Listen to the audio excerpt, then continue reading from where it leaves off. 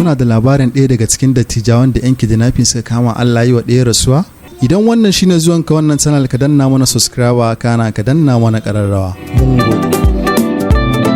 Kuna da labarin ɗaya daga cikin dattijawan da 'yan kidnapping suka kama Allah yi wa ɗaya rasuwa? Bayan da suka shafa satuttuka a tsare ba tare da kulawa ba. Sun shafa shekaru masu yawa suna tare cikin aminci da zumunci. Suna raba farin ciki ga al'umma sannan kuma suna sada zumunci a junansu. Mutanen sun kasance su biyu aminan juna ne sannan kuma abokanan juna ne. Sun fuskanci jarabawa mai tsanani inda ɗaya daga cikinsu ya rasa rayuwarsa a hannun masu garkuwa da mutane. Subhanallah, innalillahi wa inna ilaihi raji'un. Dole lamarin ya girgiza al'umma sosai ganin yadda suke tsofaffi da tijawa mutanen kirki. Ga su da kamala mutanen kirki bayan Allah.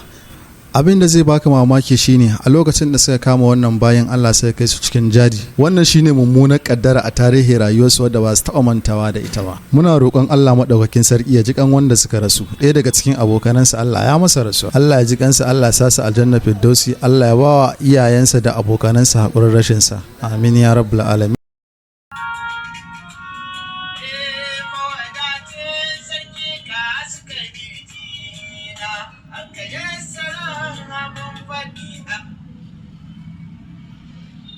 Kira kun